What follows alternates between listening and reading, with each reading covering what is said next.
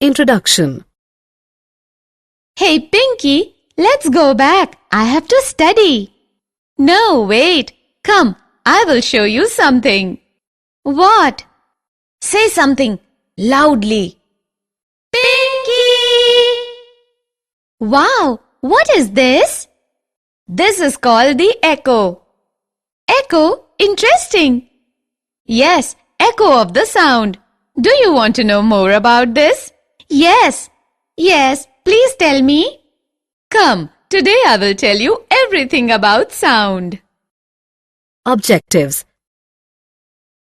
At the end of this lesson, you will be able to understand the production of sound, understand the propagation of sound, write the characteristics of sound waves, understand the reflection of sound, define echo and reverberation, describe sonar, and explain the structure of human ear, production of sound. Students, we know that sound is a sensation or a feeling that we hear. Sound is produced with a vibrating object. The motion of materials or objects causes vibrations. Vibration means a kind of rapid to and fro motion of an object. Let us look at some examples of how certain sounds are produced. Human voice. The sound of the human voice is produced due to vibrations in the vocal cords. Animal sound. When a bird flaps its wings, a sound is produced. Bees buzz as they fly because of the rapid movement of their wings. Their wings make the air vibrate, producing a buzzing sound. Musical sounds. Musical instruments produce many different sounds in various ways. Some instruments need to be struck by an object in order to produce a sound, while some instruments, such as a harp or a violin, produce sounds when one or more of their strings are plucked, causing them to vibrate. Propagation of sound. For sound to be generated and heard, it must have three things. They are a source, a medium through which to pass, and a receiver. Let us assume the source is the speaker's voice. The medium through which it is transmitted is air, and the receiver is the listener's ear. When a sound is generated by the speaker's speech, or when an object vibrates, it sets the particle of the medium around it vibrating. The particles do not travel all the way from the vibrating object to the ear. A particle of the medium in contact with the vibrating object is first displaced from its equilibrium position. It then exerts a force on the adjacent particle, which gets displaced from its position of rest. After displacing the adjacent particle, the first particle comes back to its original position. This process continues in the medium till the sound reaches your ear. During propagation of sound in a medium, the particles of the medium do not move forward themselves, but the disturbance is carried forward. So, sound waves are characterized by the motion of particles in the medium and are called mechanical waves. Can you tell the most common medium of sound? Air is the most common medium through which sound travels. When a vibrating object moves forward, it pushes and compresses the air in front of it, creating a region of high pressure. This region is called a compression.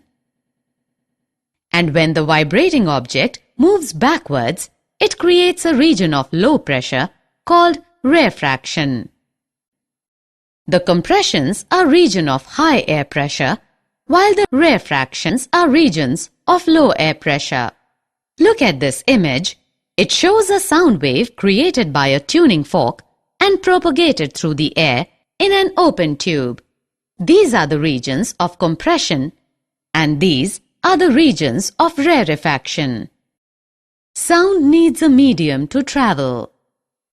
As sound is created by the vibration of particles, it requires a medium such as air, liquid, or a solid.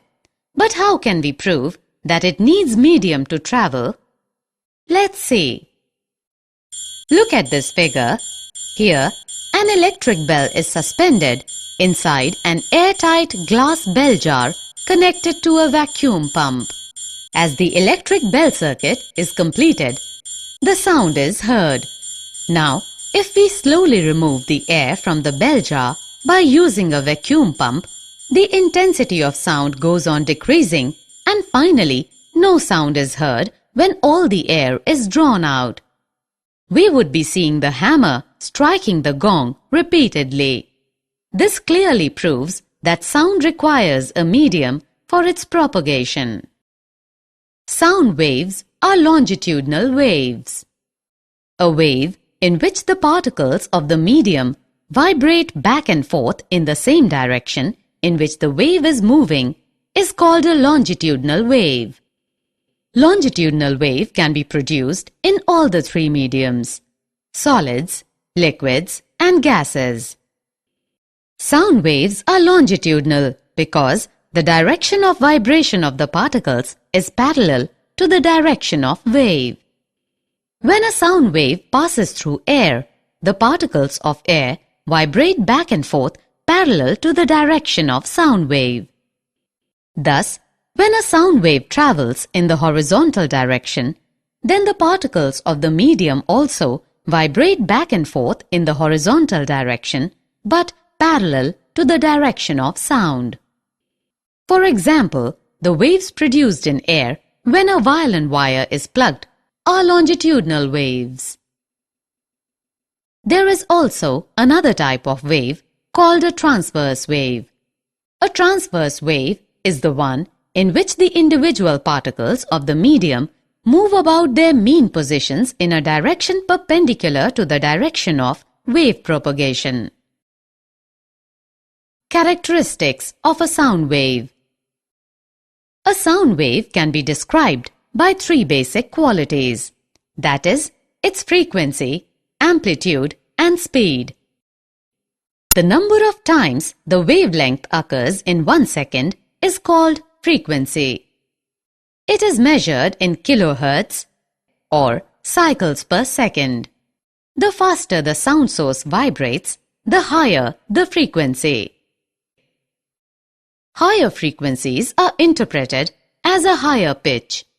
For example, when you sing in a high-pitched voice, you are forcing your vocal cords to vibrate quickly.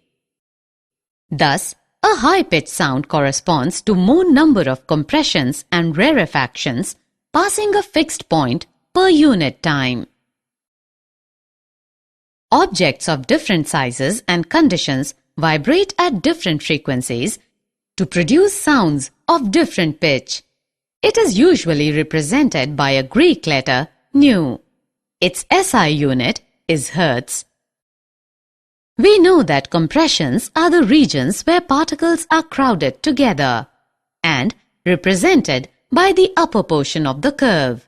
The peak represents the region of maximum compression.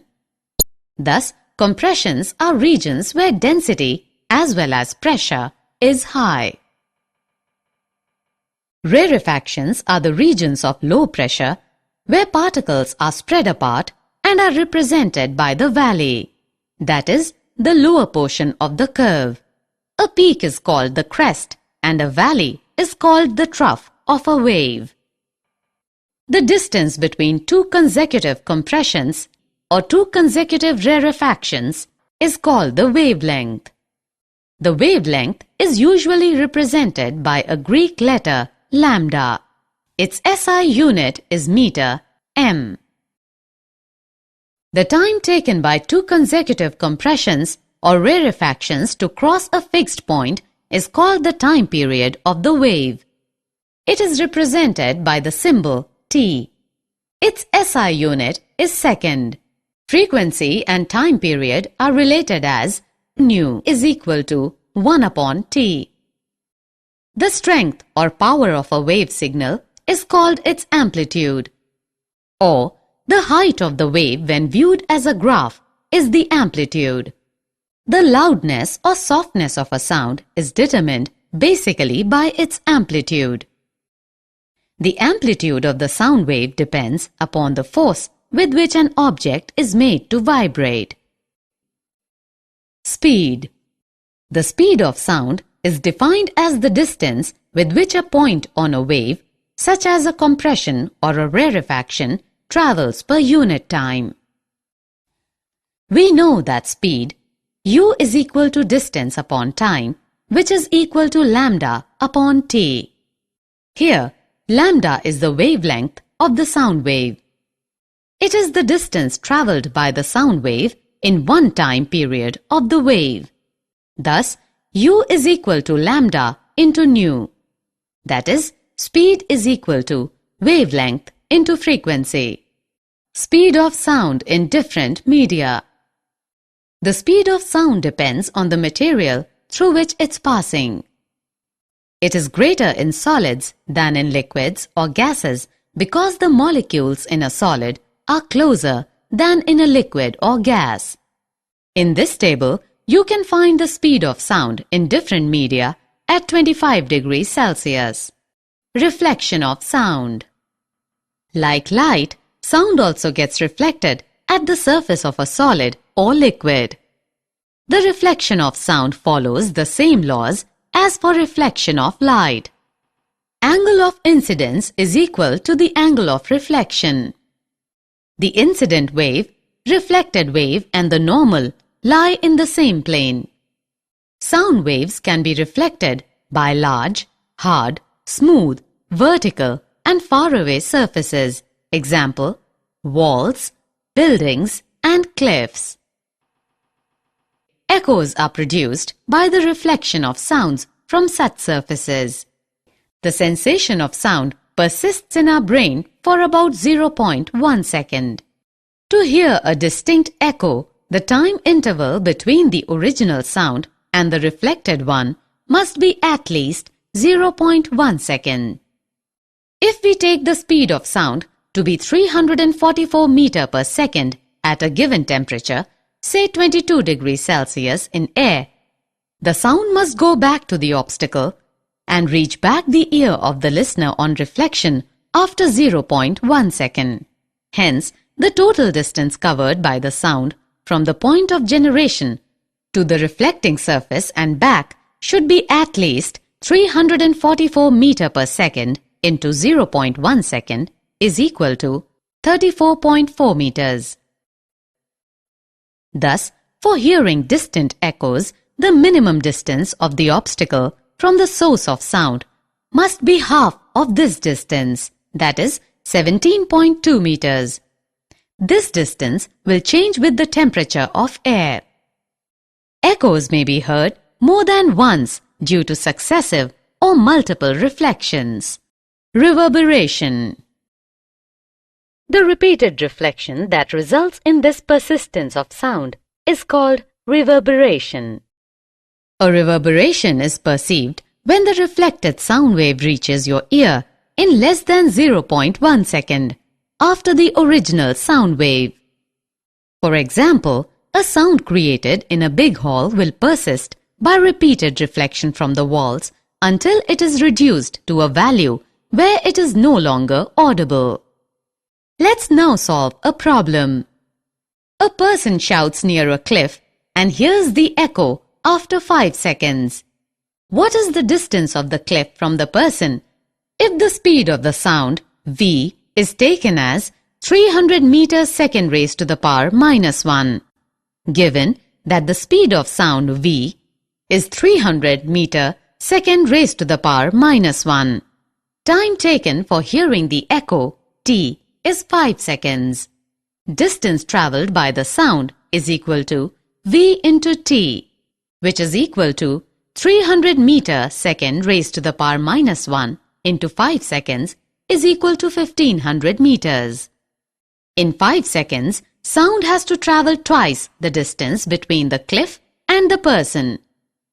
Hence, the distance between the cliff and the person is 1500 meters by 2, that is 750 meters. Range of hearing. The average person has a normal hearing range that falls between 20 Hz on the low side and approximately 20,000 Hz on the high side. Children under the age of 5 and some animals such as dogs can hear up to 25 kHz. The hearing range of humans gets worse with age. People lose the ability to hear sounds of high frequency as they grow older. Sounds of frequencies below 20 Hz are called infrasonic sound or infrasound. Some animals like whales and elephants produce sounds in the infrasound range. Frequencies higher than 20 kHz are called ultrasonic sound or ultrasound. Dogs can hear some ultrasound, thus a dog trainer can use an ultrasound whistle to call his dog. Ultrasound is even more important for bats because they rely on ultrasound to see the world. Applications of ultrasound. We use ultrasounds in industries and for medical purposes. Ultrasounds are able to travel along well-defined paths, even in the presence of obstacles. The doctors use a high-frequency ultrasound handheld transducer to scan the mother's abdomen. It is generally used to clean parts located in hard-to-reach places, for example, spiral tube, odd-shaped parts, electronic components, etc.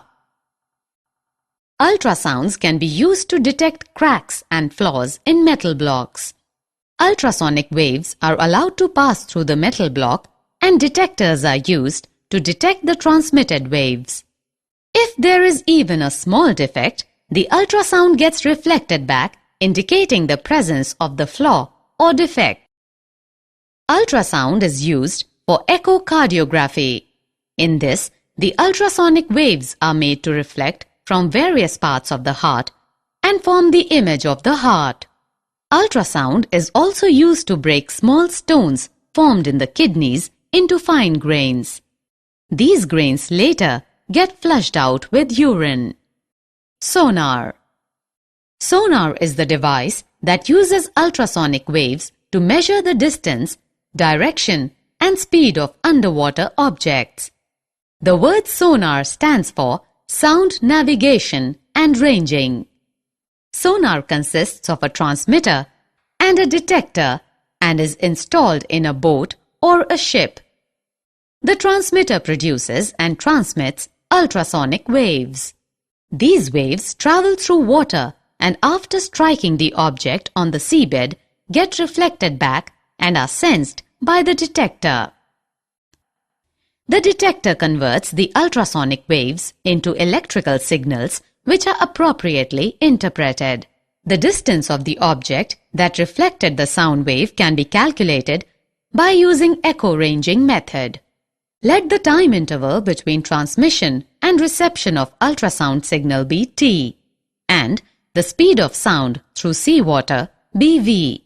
The total distance 2d travelled by the ultrasound is then 2d is equal to v into t. This is the echo ranging method.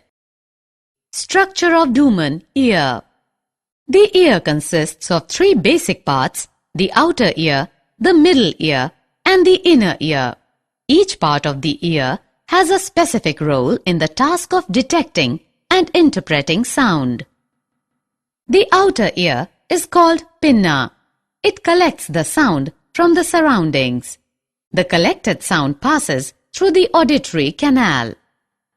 At the end of the auditory canal, there is a thin membrane called the eardrum or tympanic membrane.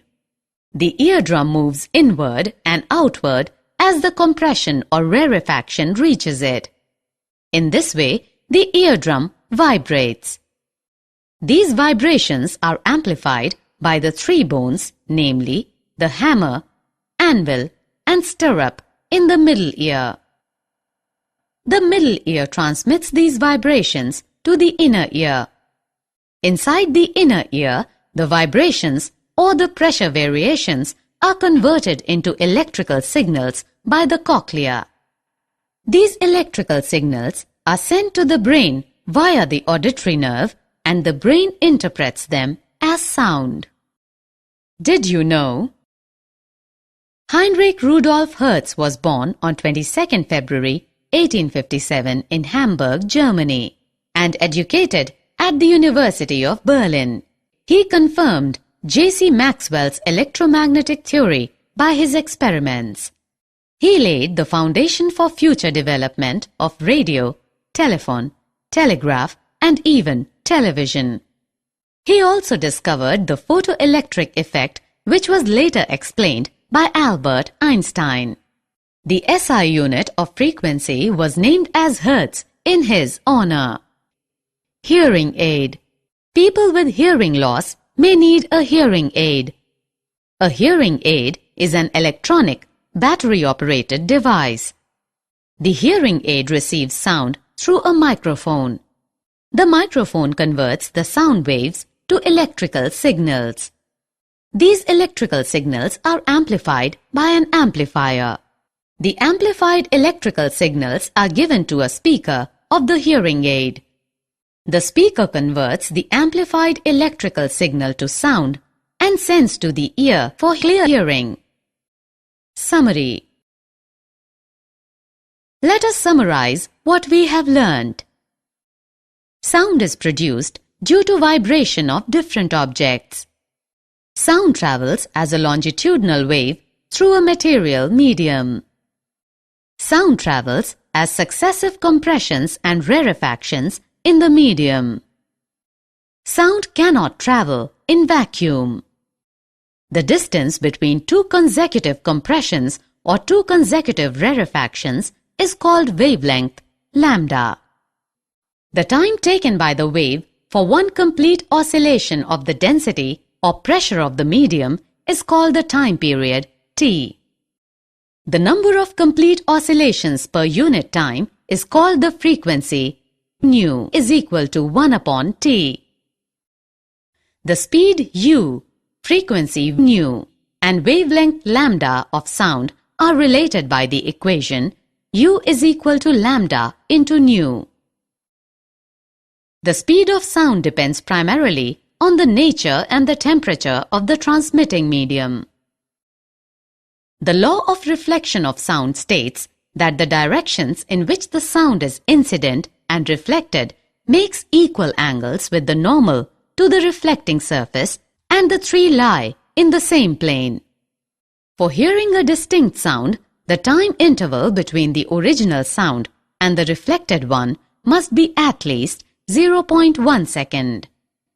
The persistence of sound in an auditorium is the result of repeated reflections of sound and is called reverberation. The audible range of hearing for average human beings is in the frequency range of 20 Hz to 20 kHz. Sound waves with frequencies below the audible range are termed infrasonic, and those above the audible range are termed ultrasonic. Ultrasound has many medical and industrial applications. The sonar technique is used to determine the depth of the sea and to locate underwater hills, valleys, submarines, icebergs, sunken ships, etc.